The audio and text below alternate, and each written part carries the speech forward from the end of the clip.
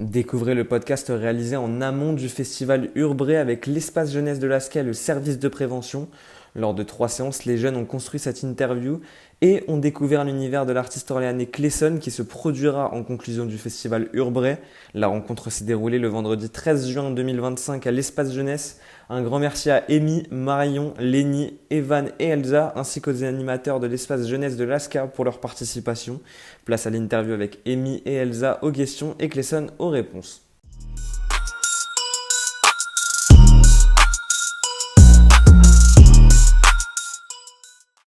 Donc pour commencer, est-ce que vous pouvez un peu vous présenter rapidement en quelques mots? Alors, Clesson, artiste originaire d'Orléans, plus précisément banlieue sud, La Source, et membre actif et cofondateur du label Noir Corp. Ok. Voilà, tout simplement. Qu'est-ce que vous faisiez avant la musique? Est-ce que vous avez fait des études? Avant la musique, j'ai passé un bac pro. Ouh, là, en plein remonte, hein. Alors, j'ai passé un bac pro MEI, maintenance des équipements industriels.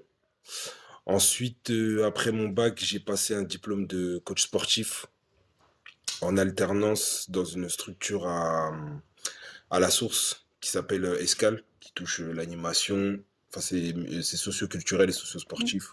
Donc, ça touche tout ce qui est animation et tout. Et côté socio-sportif, il y a de la boxe, du hand et de la boxe taille. Donc voilà, donc c'est ce que je faisais avant de faire de la musique. Et puis de temps en temps en parallèle, pour les athlètes un peu qui revenaient de centre de formation, enfin qui étaient d'Orléans quand ils revenaient justement pendant les vacances, je leur faisais faire des petites prépas physiques pour qu'ils puissent rester en condition quoi, pour retourner dans leur centre de formation. Ok. Voilà. Quand est-ce que vous avez commencé la musique, à peu près? J'ai commencé la musique réellement en 2017, 2016-2017. C'est là où j'ai vraiment commencé un peu à me lancer dans tout ce qui était visuel, tout ce qui est enregistrement, tout ce qui est même prise de son. Mais avant ça, sinon, avec des amis, moi là-bas, je devais même pas faire de la musique en fait. J'étais plus là, j'accompagnais des amis qui, eux, en faisaient. Et après, derrière, je me suis pris au jeu. Vu qu'on avait ouvert un studio, donc je me suis pris au jeu et derrière, ça allait tout seul, hein. Je me suis fait avoir. Donc voilà. Ok. Comment vous décririez un peu vos influences musicales en général? Moi, ça va un peu dans tous les sens, hein. Ça va un peu dans tous les sens, mais si je dois me recadrer un peu, c'est vraiment déjà tout ce qui touche déjà à l'Amérique, hein. Tout ce qui touche un groupe de rap qui s'appelle le Wu-Tang, Tupac, classique. En France, je dirais, après c'est des anciens artistes, hein, je sais pas si vous connaissez, hein. Il y a Mac Taylor, Despo Roots, qui m'ont beaucoup influencé et tout dans ma musique. En tout cas, qui ont beaucoup contribué à mon développement en tant que personne. Ils m'ont beaucoup apporté. Et puis voilà. Ok. Quel est votre univers musical, artistique à peu près? Comment vous vous décririez en tant qu'artiste? En tant qu'artiste, déjà, ce que je propose musicalement, ça reste le concept, ça a toujours été noir. Mhm. Noir, ça reste une couleur intemporelle. C'est ce qui va avec toutes les couleurs, en fait. À partir du moment où on met du noir, on est toujours dans la tendance. Moi, c'est comme ça que je vois la chose. Et concernant justement mon style de musique et tout, c'est très nonchalant de base. Après, je peux m'adapter, mais sinon, ma signature, c'est vraiment la nonchalance. Et carrément, on m'appelle Mokonzi Flow. En fait, Mokonzi, ça veut dire, dans ma langue, ça veut dire chef. Donc, avec la grosse voix, plus la nonchalance et tout, ça, je trouve que ça match bien, quoi. Ok.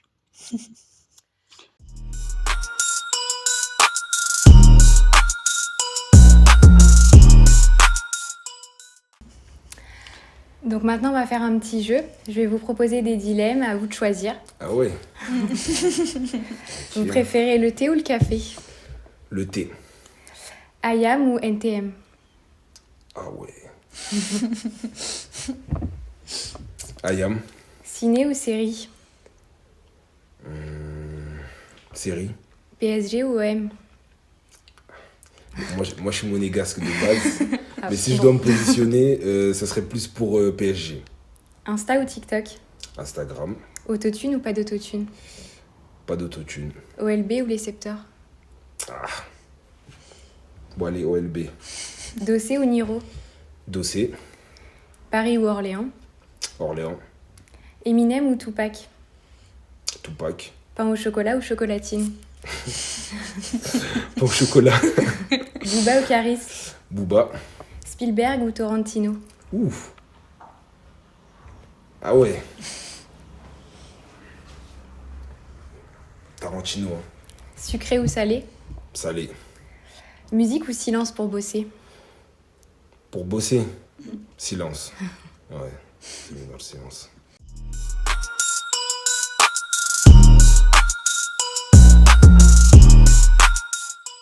Pour écrire en général, c'est quoi un peu vos conditions d'écriture? Alors, moi, j'aime bien écrire à la maison, j'aime bien quand c'est calme, quand tout le monde dort et tout. Je peux écrire tranquillement. Au studio, c'est pas que j'arrive pas à écrire, c'est juste que ça dépend vraiment du mood, des personnes autour de moi, des inspirations qu'on me propose en termes de prod et tout. Mais sinon, de manière générale, c'est vraiment à la maison, le soir, ou quand je suis tout seul. Quand je suis dans un endroit tout seul, j'arrive plus facilement à écrire. Qu'est-ce qui vous pousse à écrire en général? Tout, hein. Franchement, tout, hein. Là, aujourd'hui, on a une conversation, podcast. Ça se trouve, demain, et je sortirai un truc sur le podcast, quoi. Je sais pas. Mais ouais, je m'inspire un peu de tout. Puis j'apprends un peu de tout le monde. J'aime bien le contact humain et tout. Donc, je prends le temps aussi d'écouter. J'aime bien écouter. Et dès qu'il y a des choses qui me parlent et tout, bah, je sauvegarde ou je note sur mon téléphone. Et puis, je me dirai, j'utiliserai ça plus tard, quoi. Vous cherchez à faire passer des messages dans vos musiques? Ouais. L'élévation de soi, déjà en tant qu'humain. Et surtout, faire. Dans le sens où euh, il y a un dicton qui dit je préfère regretter en ayant fait la chose que de regretter en n'ayant rien fait du tout. Donc, vaut mieux faire, se louper et dire au moins j'ai fait, que de rien faire du tout et dire et si j'avais fait quoi. Vous l'avez un peu évoqué tout à l'heure, mais pourquoi Mokundi comme titre de freestyle? Ah ouais. Bah, en fait, c'était une période. En fait, quand je fais Mokonzi, justement, qui veut dire chef, en fait, je sors d'une période un peu. Je vais pas dire de dépression et tout, ça fait trop l'artiste déprimé et tout. Mais en fait, je sortais du moment où, artistiquement parlant, j'arrivais pas à me situer, vu que j'aime tout. Des fois, c'est un cadeau empoisonné quand on aime tout. Bah, on fait un peu tout et on a du mal à nous identifier. Donc, j'ai fait une petite pause et là, je me suis retrouvé dans une période après un an où j'avais l'impression que tout était aligné euh, en termes d'artistique, en termes d'inspiration et tout. J'ai pu aérer mon esprit pour avoir plus d'inspi. Et là, tout ce que je faisais, c'était très spontané. Avant, je le faisais pour... En fait, ça n'a jamais changé, mais il y avait une nuance, c'est qu'avant, je faisais ma musique pour moi, en me disant qu'est-ce que les autres vont chercher chez moi. Et forcément, on peut pas mettre tout le monde d'accord, donc on se perd un peu. Et là, je me suis dit, bon, je vais faire la musique que pour moi. Et puis, si les personnes aiment, bah, ils monteront dans le train, hein, comme on dit. Puis ceux qui aiment pas, bah, ils attendront. Donc, voilà. On change un peu de sujet, mais vous avez déjà fait donc, 2 courts-métrages. Mhm. Est-ce que le cinéma, c'est un domaine qui vous intéresse? Ouais, beaucoup. À la base, c'est le cinéma que je voulais faire. Ça a toujours été le cinéma. Ça veut dire qu'avant, quand je proposais, bon là, un peu moins, mais j'essaie de revenir un peu sur ces bases-là. Mais avant, je voulais vraiment créer un personnage justement déjà dans la musique, je voulais créer un personnage pour pouvoir justement switcher dans tout ce qui est cinéma en fait. J'ai fait un peu de théâtre, juste pour délirer un peu. Et, euh, et c'est ça qui m'a donné justement les petites inspirations pour faire des courts-métrages. Et j'essaie justement d'associer un peu les deux et de créer mon personnage autour de la musique pour pouvoir aller vers le cinéma. Est-ce que c'est quelque chose qui vous inspire pour les clips, quelque chose comme ça? Ouais, de fou. Moi, j'aime bien tout ce qui est jeu d'acteur et tout. Bon, on dirait pas comme ça, mais j'aime trop rigoler. J'aime trop faire un peu n'importe quoi. J'aime trop. Des fois, il y a des détails. J'ai le souci du détail aussi. J'aime bien. Des fois, il y a même des séries que je me retape même une dizaine ou une quinzaine de fois. Et je les revois toujours d'une différente manière. Donc, ouais, c'est des choses quand j'élabore mes clips et tout qui font que, inconsciemment ou consciemment, je sais pas, j'aime bien ramener cette touche un peu cinématographique, quoi. Donc, comme vous l'avez dit dans votre présentation, vous avez confondé un label. Qu'est-ce que ça vous apporte, vous Le label, Ouais. bah, tout. Promotion, autoproduction, même pour programmer pour tout ce qui est concert, même pour aller chercher des financements, faire des collaborations. Moi, je pars du principe quand même où là, on a accès à pas mal de choses grâce au réseau, grâce aux infrastructures. On a un cerveau, on a une logique. Après, c'est propre à chacun. Donc, si on peut être maître justement déjà de son art, déjà avoir la main sur ce qu'on fait, c'est déjà un bon point positif. Donc, justement, on a monté ce label-là avec mon associé, justement pour avoir une certaine liberté sur ce qu'on fait, en fait, Mm. musicalement parlant. Ça vous permet d'avoir des choix qui sont plus libres? Ouais, déjà plus libre. Après, on n'est pas fermé à peut-être se retrouver à signer avec d'autres labels majors qui peuvent nous signer en édition, en distrib ou autre. On est aussi ouvert aux collaborations et tout. Mais je trouve quand même que c'est toujours cool d'avoir la main sur ce qu'on fait. Parce si on rentre vraiment dans le détail, il y a Noirland Corp qui est le label. Mais en fait, il y a plusieurs branches. En fait, c'est une grosse organisation qui s'appelle Noirland Organisation. Et si vous avez fait vos recherches, le logo de base, c'est une main accrochée avec plusieurs planètes. Je ne sais pas si vous avez fait gaffe ou pas. Et ça signifie beaucoup, c'est avoir la main sur tout. Il y a un dicton qui dit tout seul, on va vite, et à plusieurs, on va plus loin. Si on décortique un peu le truc, au niveau des, au niveau des doigts, c'est ramener une certaine complémentarité en fait. Si on aurait tous des pouces, on n'aurait pas fait grand-chose. Donc je pars du principe où chacun doit ramener sa pierre à l'édifice, chacun doit ramener sa perception, son vécu, pour justement une vision commune et avancer. Et ce qui représente justement les planètes qui sont accrochées justement par la main, c'est l'ouverture d'esprit, voyager, aller vers d'autres personnes et justement se servir des expériences des autres pour pouvoir évoluer soi-même. Vous avez toujours eu ce rapport avec le fait de travailler à plusieurs sur des projets? Oui, toujours. Je pense que c'est dû aussi à bah, mon expérience de vie, à mon vécu. Et puis, le fait aussi que j'ai beaucoup travaillé dans le social, et je travaille toujours dans le social aussi. Donc, tout ce qui est projet, tout ce qui est action, tout ce qui est le contact directement avec l'humain et tout, c'est des choses où je suis assez sensible à ça, et même à l'environnement. Donc, la musique, ça reste du partage. Donc, si derrière, on peut justement monter des projets avec plusieurs collaborateurs, que ce soit des designers, des photographes, des vidéastes, des mannequins, etc., bah, on le fait, quoi. En parlant de projet avec les autres, vous avez fait un projet avec d'autres rappeurs orléanais. Mhm. Comment ça s'est passé pour vous? Euh, alors, je crois que c'était The New Orleans.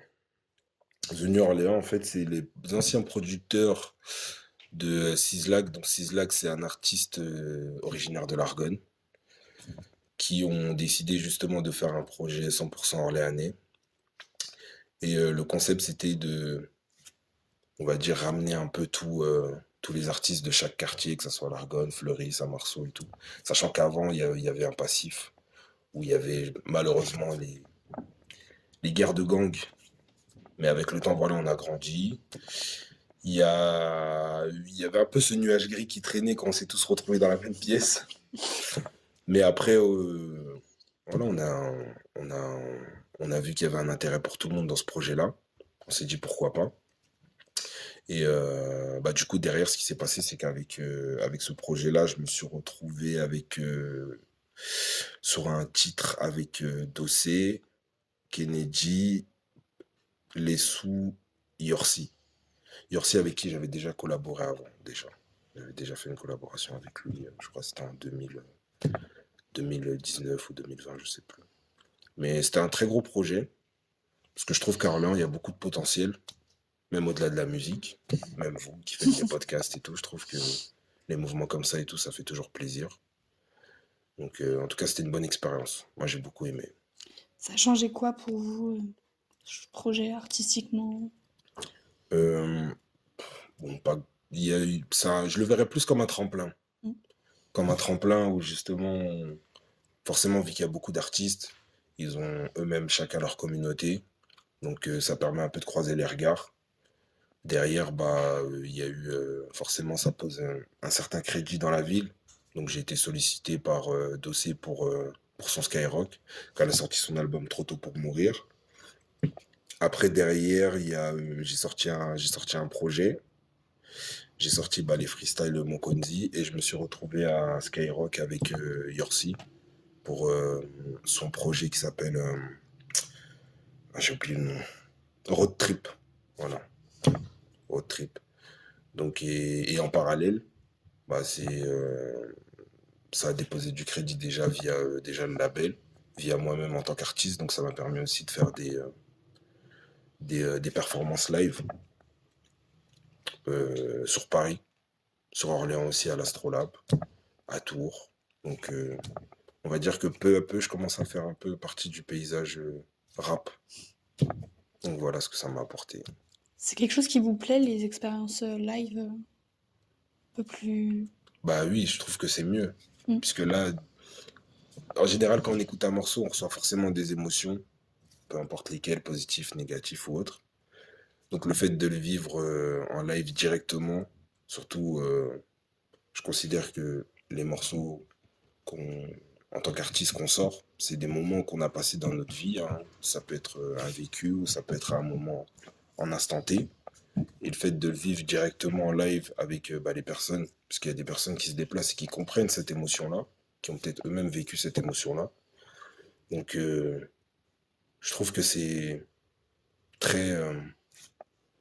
comment je pourrais dire? En tout cas, je suis sensible à ça, à la scène. C'est ce qui m'intéresse le plus, en tout cas.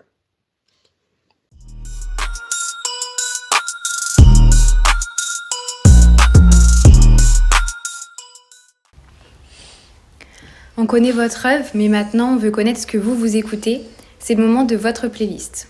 Une musique pour vous réveiller. Une musique pour me réveiller. Alors, je dirais How You Feel de Swish. Une pour vous endormir. Pour dormir, je dirais un morceau que j'ai fait qui s'appelle Amour Noir. Celle qui vous rend heureux en ce moment. Ah, une musique qui me rend heureux en ce moment. Je dirais SDM et Chakula Redescend. Une musique pour danser. Pour danser, je sais pas, genre NASA Happy Birthday. Une pour le sport. Pour le sport, Booba Repose en paix. Une qui résume un peu votre vie. Un morceau que j'ai fait qui s'appelle Peaky Blinders. Votre plaisir coupable musical. Attendez, plaisir coupable, c'est genre le morceau que j'écoute en cachette, c'est ça? Ouais. Alors j'en ai deux. J'ai Vanessa Paradis. Là, vous me jugez, là. C'est Joe le Taxi. Et une que j'écoutais quand j'étais petit, mais c'était mon père qui l'écoutait, c'était Rock Voisine. Et le morceau, il s'appelle Hélène. Ça, c'est, voilà. Ça reste entre nous. Promis. Et une musique de BO que vous aimez. Oula, parce que vu que je kiffe les films, j'en ai trop en tête. Mais si je dois me fier au dernier film que j'ai vu, c'était qui? C'était Sinners. J'ai bien aimé Sinners, je sais pas si vous l'avez vu. très très chaud. Et en fait, il y a une partie en fait de la BO où... Ouais, je dirais Sinners. Sinners.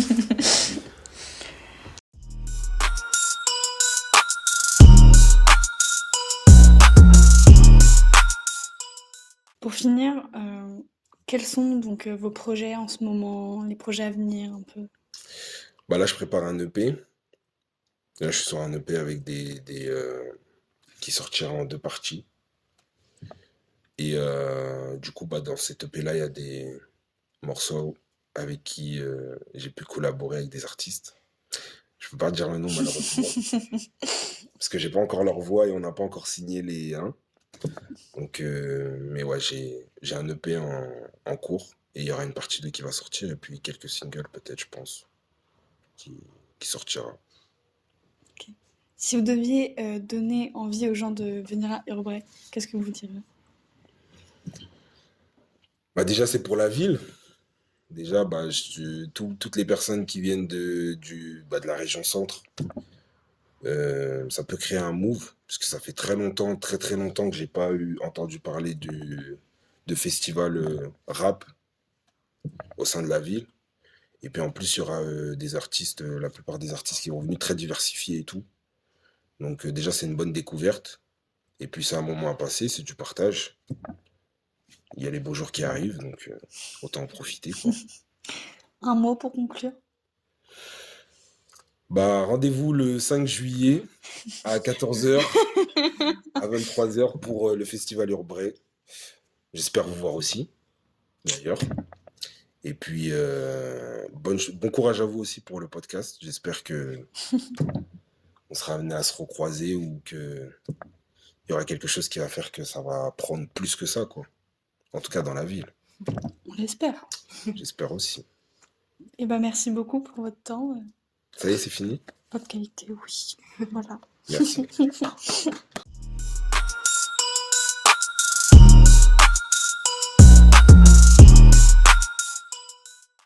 Vous en savez maintenant plus sur l'artiste Clayson et nous vous invitons à le suivre sur ses réseaux sociaux et à venir le découvrir le samedi 5 juillet sur le festival Urbray sur la plaine du Pont-Mordeau à Saint-Jean-de-Bray. Démo, initiation sportive et artistique tout l'après-midi et le soir concert de XS, Soulja KGB, Anagrams, Clayson, Eline, Pete et Demi-Portion. Toutes les infos sont à retrouver sur notre site internet saintjeandebray.fr.